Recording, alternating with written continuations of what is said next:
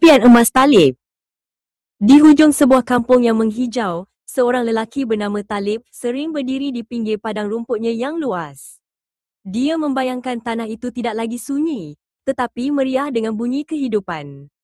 Talib bertekad untuk memulakan penternakan itik penelur demi masa depan keluarganya. Tidak lama kemudian, impian itu mula menampakkan rupa. Talib membawa pulang sekumpulan anak itik yang kecil dan lincah. Di antara semua anak itik itu, ada seekor yang paling berani dan bising, yang dinamakan Kuak.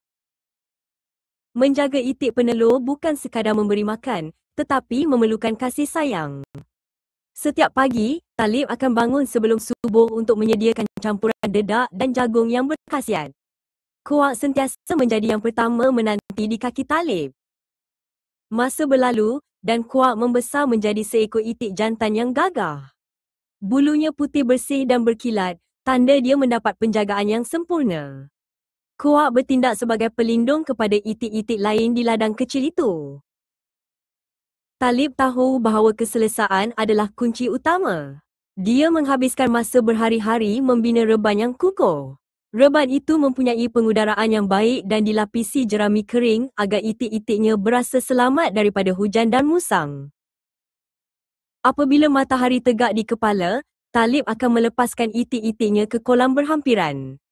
Sambil berehat di bawah pokok, dia memerhatikan Kuak yang sangat gemar bermain air dan menyelam ke dasar kolam yang jernih. Suatu pagi yang hening, Talib melangkah masuk ke dalam reban dengan penuh debar. Di atas timbunan jerami, dia ternampak sesuatu yang berkilau di bawah cahaya lampu. Itulah telur pertama daripada itik-itik peliharaannya. Sejak hari itu, reban Talib tidak pernah kosong. Setiap pagi dia akan membawa bakul anyaman untuk memungut hasil yang melimpah ruah. Kuak pula setia menemani setiap langkah Talib, seolah-olah mahu memastikan setiap telur itu selamat. Berita tentang kesegaran telur itik Talib tersebar luas. Ramai jiran dan pelanggan datang ke ladangnya. Talib memastikan setiap telur yang dijual dibersihkan dengan teliti agar mutunya sentiasa terjaga. Kini, ladang Talib telah berkembang maju.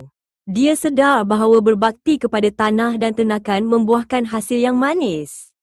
Talib dan Kuak duduk berehat, melihat matahari terbenam dengan hati yang penuh syukur atas rezeki yang diterima.